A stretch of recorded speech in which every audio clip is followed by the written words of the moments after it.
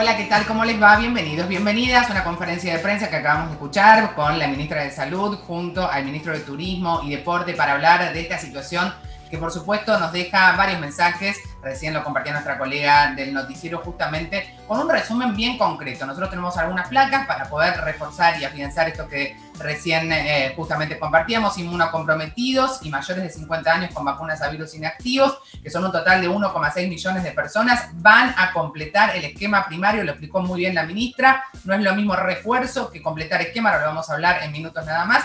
Y por otra parte se van a reforzar a partir de diciembre el proceso justamente de refuerzo con los profesionales de la salud. Se va a colocar una tercera dosis que esa sí va a ser de refuerzo. Además, las fronteras, que son los puntos de ingreso que tenemos muchísimos en nuestro país, van a estar reforzándose esos ingresos, y por otra parte se va a garantizar, que esto es un anuncio también diferente, la vacunación para turistas que ingresan de mayores de justamente menores de 18 años. Así que estas son las noticias, pero nosotros, como siempre, tratamos de aportar un poco de análisis, y esta información, que es la de último momento, la vamos a estar compartiendo con Guillermo Docena, que está ya con nosotros. ¿Cómo te va? Hoy un día apropiado para encontrarte, te digo, para poder analizar todos estos anuncios que acabamos de compartir. Hola, sí, buenos días. ¿Cómo te va? Sí, estuve escuchando recién los anuncios, importante. Pero como siempre hay que estar con mucho cuidado y muy atentos. Sí, muy atentos, correcto, a eso iba a ir. Guillermo, ¿sabes por qué? Porque cuando hablamos, recién la ministra hizo una diferencia que en general la mayoría de los ciudadanos no tienen por qué conocerla, pero es una realidad que existe, entre el refuerzo y el complemento. ¿Cuál es la diferencia entre completar un esquema de vacunación y después hacer un refuerzo? En principio ha hablado de los inmunocomprometidos y de las personas mayores de 50 con vacunas a virus inactivo. Se va a reforzar. ¿A qué se debe esta decisión? ¿Cuál es la diferencia que tiene justamente una persona que está inmunosuprimida? Ella habló de para bien la palabra era inmunosenescencia, que siempre es difícil, me cuesta decirla, pero que tiene que ver con esa inmunidad que es un poquito más leve que en la mayoría de nosotros. Sí, eso tiene que ver con la edad, eso ocurre en forma normal, es algo fisiológico con todas las personas. A medida que avanza la edad, el sistema inmune va cambiando. Por eso es muy distinto la inmunidad en un chico, que es donde se aprovecha para dar muchas vacunas, porque ahí es donde la persona genera los mecanismos de protección que después le van a durar toda la vida. Pero en los adultos y adultos mayores la inmunidad es un poco más débil, como les decía, por ese proceso que efectivamente se llama inmunosenescencia. No quiere decir que el sistema inmune no funciona, pero lo hace distinto. Entonces, evidentemente, para mayores de 50 hay que dar una dosis para completar el esquema. También podríamos decir que es para reforzar, porque hasta ahora han mostrado buenos resultados de eficacia, pero es importante que hayan decidido en ciertos grupos y no en toda la población dar una tercera dosis para completar o para reforzar. ¿Por qué te pregunto esto? Porque ya sabemos que siempre hay una reinterpretación, muchas veces con buenas intenciones, otras con no tan buenas intenciones. Y van a decir, justo van a reforzar las vacunas de Sinopharm, que son las de virus inactivo, de las que estamos hablando ahora, para colocarla a los chicos. ¿A qué se debe esta especificación cuando indican que solo va a ser para aquellos que hayan tenido vacunas a virus inactivo? Sí, yo creo que esto es una medida, por lo que se está viendo en el mundo, que es para mejorar la eficacia frente a la variante Delta, que necesitamos tener unas vacunas con más eficacia que con respecto a la variante original, que es contra la cual se han generado los virus. Fíjense que Pfizer, que es una vacuna muy buena, muy robusta, se ha tenido que dar también tercera dosis porque se ha visto que a los meses disminuye la eficacia. Entonces acá evidentemente claro, de lo que tenemos en Argentina, Sinopharm es la que ha mostrado menos eficacia, y no quiere decir que ahora haya más personas infectadas, porque vemos las curvas que están disminuyendo, pero justamente para cubrir a las personas vacunadas que podrían ser las más vulnerables frente a Delta, evidentemente la decisión ha sido empezar por ahí. Con las otras han mostrado mejores datos de eficacia en protección acá en Argentina y en el mundo, y por eso lo han dejado para un segundo plano, pero no quiere decir que no vayan a recibir. Yo creo que el año que viene van a tener que recibir todos los vacunados una tercera dosis. Bueno, de hecho, recién mencionaba la ministra que seguramente antes de fin de año, en el mes de diciembre, se va a iniciar la etapa de refuerzo, con el primer grupo, que son los profesionales de la salud, que están vacunados quizás ya hace más tiempo que el resto porque fueron los primeros, ¿no?, en vacunarse. Sí, exactamente. En enero fueron los que recibieron la primera dosis, por lo tanto hay que ir pensando entre diciembre y enero, que se cumple el año, de ir dando esta tercera dosis de refuerzo. Es una sola dosis que hay que dar, claro. No hay que dar esquema completo. Y ahí van a venir otras dudas, que yo siempre las charlo con vos, Guillermo, para analizarlas. El que se puso, por ejemplo, la primera dosis de Sputnik, la segunda de Moderna, me imagino una persona inmunosuprimida que le tocó esto y que funcionó muy bien porque se han visto datos, de hecho la provincia de Buenos Aires hizo estudios clínicos muy eficaces, han dado los resultados. ¿Qué tercera dosis tendría que colocarse en ese caso? Mira, en principio la combinación de plataformas es lo que mejor hemos visto que funciona. Sí. Yo creo que lo que no conviene repetir es vacunas a vectores virales. Por ejemplo, el que recibió Sputnik, no volver a dar otra dosis de Sputnik. Sí podría recibir de AstraZeneca. El que recibió las 2 de AstraZeneca, que no vuelva a recibir AstraZeneca. O sea, hay que hacer combinaciones. Por ejemplo, ARN y Sinopharm combinan bien con cualquiera de las vacunas. Las de vectores virales hay que tener un poquito más de cuidado. Además, ahora tenemos CanSino también, que yo no la combinaría con el que recibió, exacto, que sí se puede usar como tercer dosis, pero no la combinaría con el que recibió las 2 dosis de Sputnik. Hay que analizar cada caso en particular. Y eso es lo que va a hacer la CONAIN, que es lo que mencionaba recién la ministra, junto con los ministros de salud de las provincias. Esa es la mesa por supuesto, de trabajo a la que hace referencia, y esto que vos decís, son decisiones que se van a ir tomando en función de lograr la mayor inmunidad posible para la población con las vacunas que tenemos a disposición. Sí, exactamente, esa es la prioridad. Y hay que resaltar algo que muy pocos países tienen. Acá hay 6 vacunas. No todos los países tienen tantas vacunas a disposición, por lo cual esta tercera dosis, a través de un esquema de combinación que ya hemos visto que funciona, nos da una versatilidad en este momento que es muy importante. O sea, no solo disponer vacunas, sino porque se están estudiando cuáles son las mejores combinaciones. Absolutamente, y además algo que también nos hace tener un valor diferencial, la vacunación, sobre todo en el segmento de 3 a 11 años. Recién lo decía la ministra, vamos a ser un país donde la gente va a poder venir a vacunarse. No son muchos los países del mundo donde se está incluyendo a este grupo etario. Y eso lo sabemos y es diferencia, ¿no? Exactamente, por ahora son, hasta donde yo sé, 5 países, pero a medida que avance la vacunación, se vea que es necesario, es absolutamente necesario avanzar sobre menores de 18, no solo de 3 a 11, menores de 18. Se vea que las vacunas funcionan. Exacto, se vea que las vacunas funcionan como uno espera, porque en esta franja etaria, como decíamos, reciben varias vacunas. Y además que se empiecen a autorizar otras vacunas. Moderna ya está autorizada de 6 a 11, Pfizer se autoriza en cualquier momento, por lo cual muchos países yo creo que van a avanzar, sobre todo para cubrir un porcentaje mayor de la población. Estamos viendo que hay que llegar a un 80% aproximadamente, y Argentina, si no avanzamos sobre menores de 18, no vamos a llegar nunca a estos porcentajes. Sí, hay preguntas de la gente, pero no puedo evitar preguntarte esto. Vos sabés muy bien que hubo una campaña cargada de intención de generar dudas, de generar desinformación, como ya sucedió en varias etapas de la pandemia. Pero en este caso hablar de la vacuna a nuestros hijos, que es una responsabilidad mayor, incluso mayor a la de vacunarse uno mismo, ¿no? Teniendo una vacuna tan segura como lo es Sinopharm, como muchísimos profesionales nos han garantizado, me parece importante escucharte a vos, Guillermo, para explicarlo. ¿Por qué cuando decimos que Sinopharm es una vacuna segura para los más chicos, lo decimos con tanta seguridad, con tanta certeza?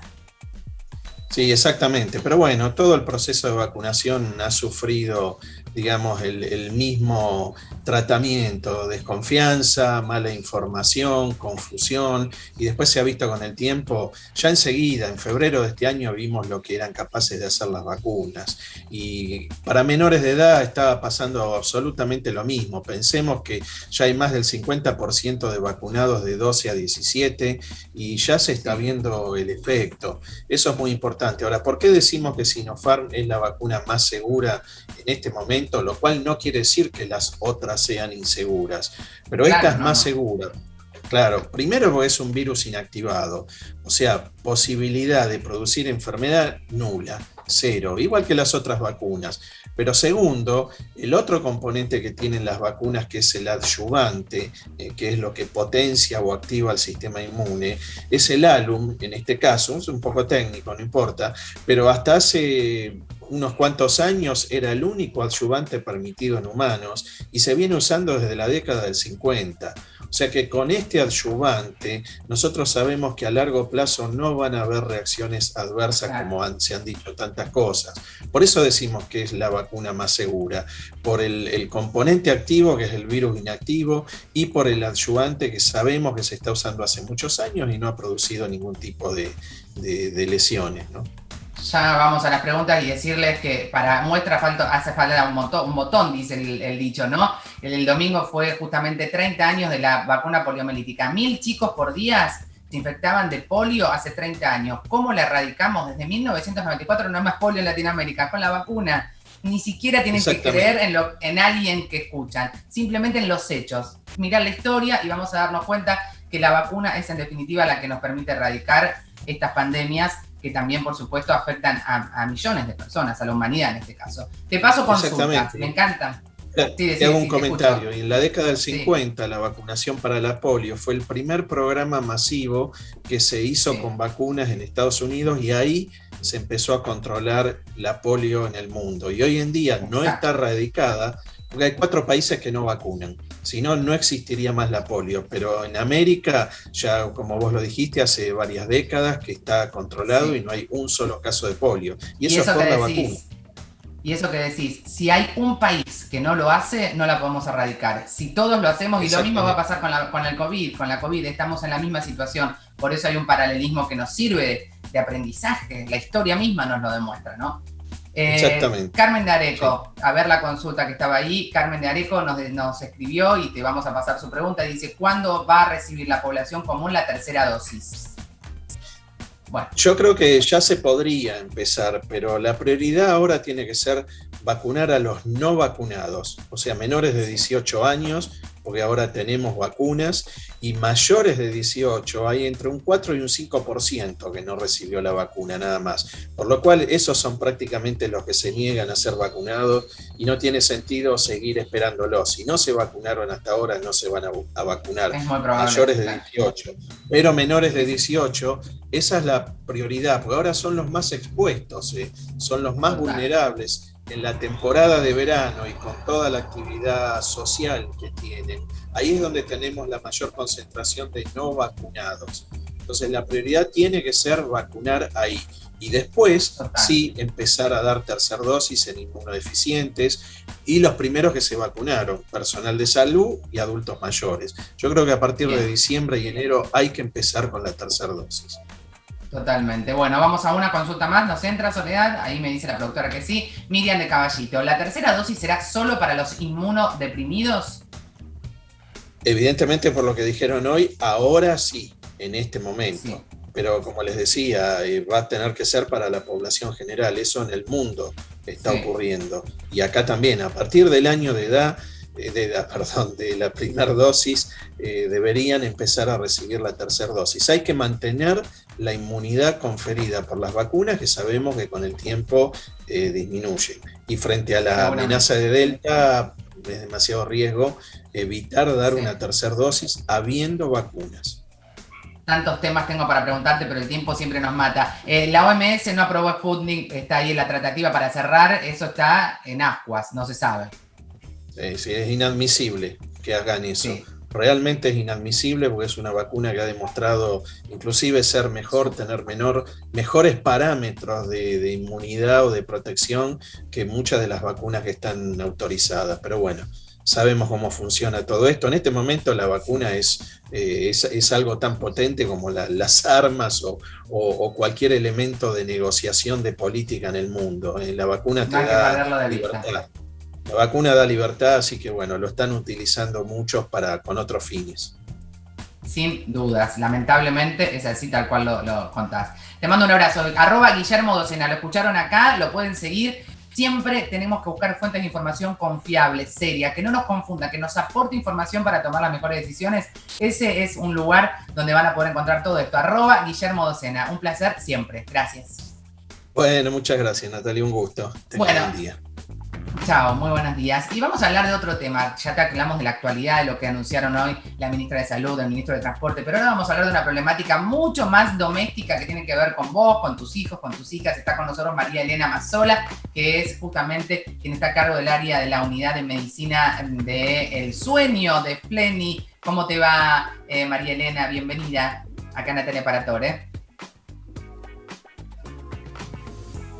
No te estamos escuchando con el audio. Yo no sé si soy yo la que tiene la dificultad o puede ser el micrófono que quizás lo tengamos que habilitar. A ver, ahí sí. Ahora sí. ¿Escuchan, Elena? Ahí te escuchamos perfecto, Elena. Bienvenida, gracias.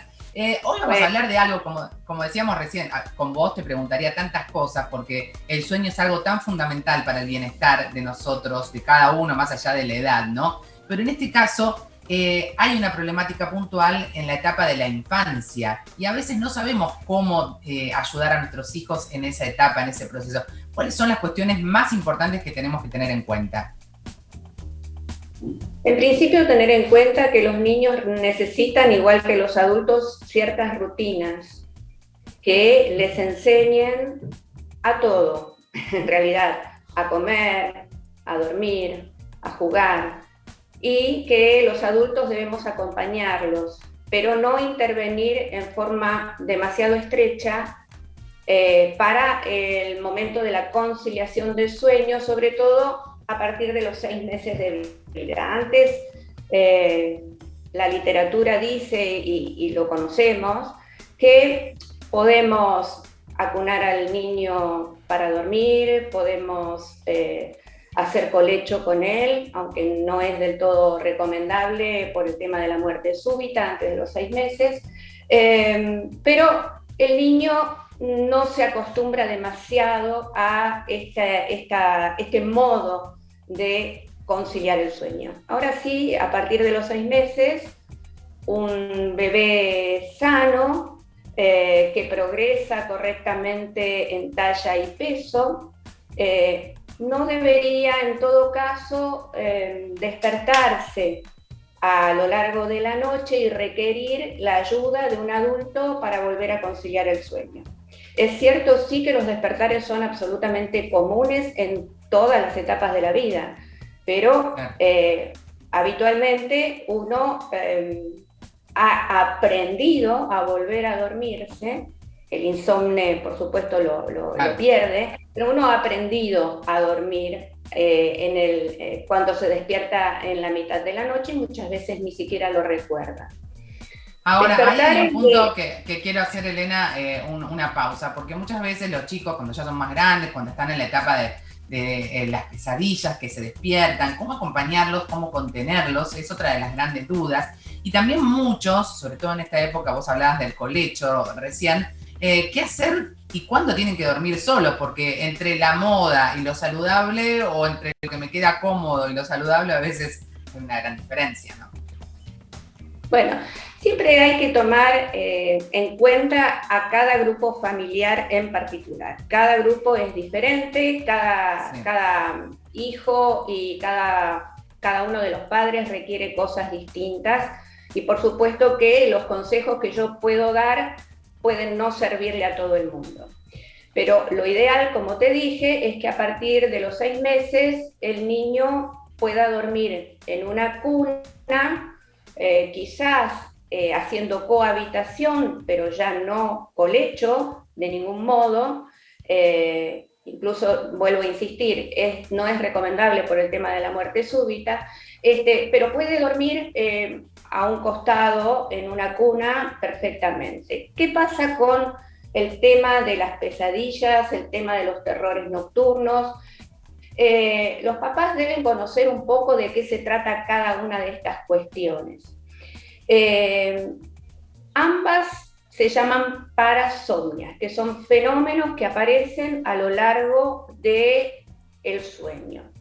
Unas parasomnias aparecen en la primera mitad de la noche y se llaman parasomnias no REM, y otras aparecen en la segunda mitad y son las pesadillas o parasomnias REM. ¿Qué hay de diferencia entre una y otra? el chico que tiene las parasomnias no REM habitualmente puede adquirir distintas formas de presentación, llámese terrores nocturnos, sonambulismo, despertares confusionales.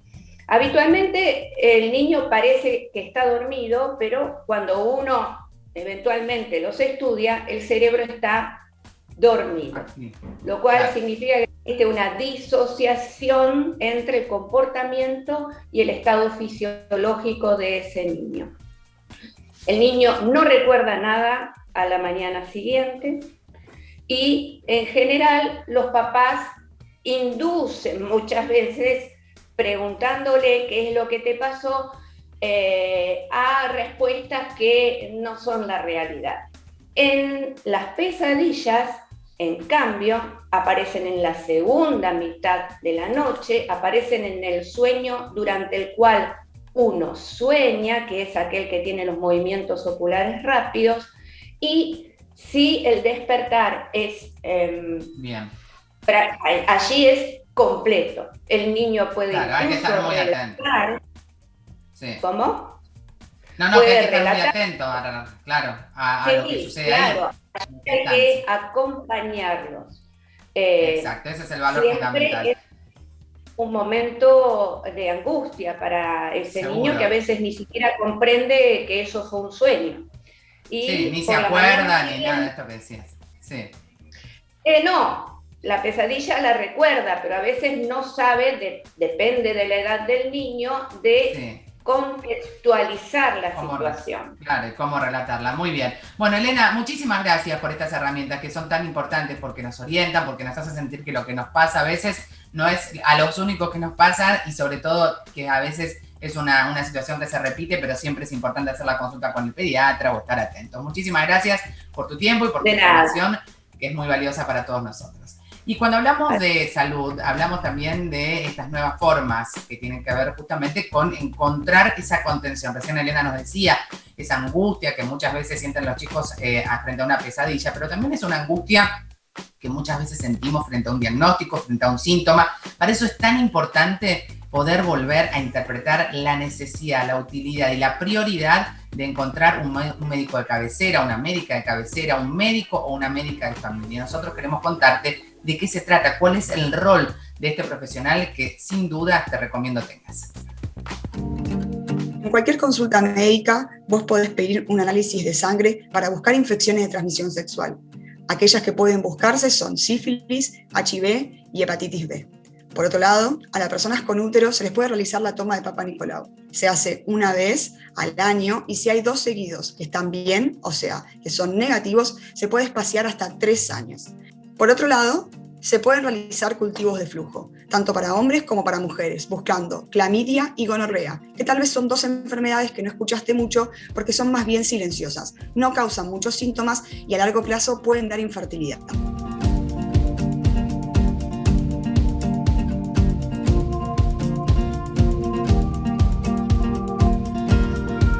Bueno, de médicos de familia les prometo que vamos a hablar, mañana vamos a hablar de eso, pero hoy justamente el control médico, lo que nos decía, esta cuestión de detectar a tiempo enfermedades como la sífilis en este caso, cómo son los testeos, siempre es importante tenerlo en cuenta, pero también es importante volver a eso que nos sucede en lo cotidiano, en lo diario, en tu casa, en la ingesta de alimentos, en cómo poder hacerlo de la mejor manera. Y siempre a quién llamamos frente a esta duda, a ella, nuestra querida Cazabacterias. Claudia, bienvenida, ¿cómo te va? Bien, muy contenta de poder compartir este ratito con vos. La semana pasada nos quedó pendiente algo que yo después en la semana dije, ¿cómo no pude hablar de esto con Claudia? Que es cómo lavar las frutillas, porque son en sí un desafío, Claudia. Exactamente, tienen algunas particularidades que la hacen diferente al lavado, por ejemplo, de la rúcula que sí vimos. Y es que eso, como viene en la fotito, son como pequeñas esponjitas. Y la gente por ahí las deja mucho tiempo, incluso en algún sanitizante, y se pudren después muy rápido porque tienen tanta cantidad de agua que muy rápidamente los honguitos empiezan a desarrollar y ahí es un despilfarro, ¿no? La verdad que es una pena no poder saborearlas y disfrutarlas y que sean ricas realmente. Claro, o sea, no hay que dejarlas sumergidas mucho tiempo, porque uno cree, las lavo más tiempo, las dejo un rato y chau. Pero ahí vemos cómo se hace. Mira, ahí vienen directo de la bolsita. Exactamente. de la bolsita a un colador, o yo uso el centrifugador de vegetales, que es económico y también es muy interesante para todos, o así un colador y otro recipiente donde las vas a lavar, las vas a lavar con agua para sacar, viste que vienen con mucha arenilla por cómo se cultivan, entonces para sacar toda esa arenilla, un lavado así con agua, que puede ser 2, si vos ves que hay mucha todavía arenilla, y lo importante es después hacerle un tratamiento con agua, 8 partes de agua y 1 parte de vinagre concentrado, para que de esa manera las dejas unos minutitos, 5 minutos máximo de remojo. Eso ayuda a desprender otras cositas que pueda tener, y después sencillamente das una enjuagada. La escurrís bien y después sobre un papel blanco las pones en un tupper, y conviene comerlas en un tiempo corto. O sea, si no las vas a comer en un día o 2 días, dejalas tal cual las tenés, abriendo un poco la bolsita para que no se enmohezcan, y lavalas después entonces sobre el momento más cerquita de cuando la vas a usar. Bien, lo mejor es eso. Entonces, ¿y el cabito se lo saco después de que las lavé? Ahí está, antes. Exactamente, el cabito se saca ahí porque si no también entra un montón de agua. Ahora, lo que es importante también es dónde las compras. ¿Por qué? Porque hay mucha venta callejera de productos, frutas, verduras, sobre todo en esta época empiezan a aparecer. Y todos los vegetales pueden tener contaminantes que vos con el lavado y en ocasiones si la querés sanitizar, lo podrías hacer que el agua tenga 2 gotitas de lavandina, 5 minutitos y enjuagás, pero no eliminamos todo con ese tratamiento. Entonces, hay ciertos peligros como algún virus de hepatitis y demás que no debiera estar, y que solo conviene comprar productos que hayan pasado por el control oficial, que hayan pasado por el mercado central en los locales indicados. De esa manera ya hay un montón de peligros que estamos como bajo control, porque después en casa no eliminamos todo, no comprar de fuentes inciertas, no comprar en cualquier lado, sino en esa verdulería que conocés, que sabés que llega la mercadería, que vino del mercado central, que pasó por su control.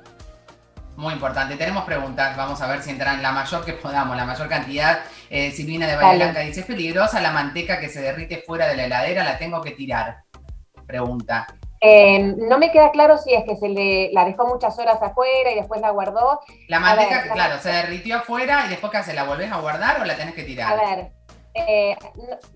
hay que ver cuántas horas, ¿no? Si fue 1 horita, bueno, hizo mucho calor, volver a la heladera, estamos dentro de un plazo de tiempo razonable. La manteca tiene mucha grasa donde no van a crecer mucho los microorganismos, pero tiene gotitas de agua dispersas, y en esas gotitas de agua hay nutrientes, y a veces hay microorganismos que si alcanzan niveles elevados puede tornarse peligroso. Por lo tanto, en vez de que pase esto, ser consciente, termino de usarla, la pongo en la heladera. O sea, no hay más vuelta, porque en esas gotitas de agua pueden crecer, que son chiquitas, algún microorganismo, y entonces no es conveniente que eso pase. Si fue 1 horita, bueno, vuelve a la heladera. Si fue toda una noche, no, ya está. Bien, clarísimo. Una preguntita más, creo que nos va a entrar rápido. Es de Nadia de Necochea. ¿Hay algo para evitar que la heladera tenga mal olor? Tenemos que hablar de la limpieza de la heladera en la próxima, te digo. Sí, buenísimo. Más allá de limpiarla bien, podés poner en una tapita de mermelada, por ejemplo, que ya no usés, que el frasco ya lo vaciaste, un poquito de bicarbonato, que es un polvillo, o sea, es algo muy finamente dividido. En su defecto, una tostada que la requemás, pero negrita, negrita, negrita, para que haya carbón. Eso lo que hace es absorber los olores, y le podés agregar unas gotitas de alguna esencia de limón, por ejemplo, no limón porque si no va a reaccionar con el bicarbonato, pero la esencia de limón, unas gotitas, y ahí la tenés perfumada y además absorbe los malos olores. Me encantó. Ella es Claudia, la podés seguir en @casabacterias, @casabacterias, Claudia de Grossi. Te lo digo otra vez, @casabacterias, seguilas, son geniales, cosas pequeñas, fáciles, que podés implementar para, por supuesto, tener todo bajo control. Clau, un beso, gracias. Un beso enorme, gracias a ustedes. Bien, vamos a recordarles una vez más también que hay que ventilar los ambientes, que hay que higienizarse las manos. Con los anuncios de hoy vamos a estar seguramente durante los próximos días hablando, va a haber mucha información, tranquilo, las novedades van a venir con el correr de los días, no todo es inmediato, lo que sabemos es que el panorama va mejorando, que vamos a poder reforzar, que podemos estar atentos a seguir cuidándonos y que vamos muy bien con nuestro Plan Nacional de Vacunación y lo tenemos al COVID por ahora bastante bajo control. Les mando un abrazo, como siempre. Hoy se vota la ley de etiquetado frontal, esperemos que haya un poquito de conciencia, esperemos que eso suceda. Nos vemos mañana, como siempre, lo individual suma, pero en lo colectivo, lo que definitivamente transforma. Chao.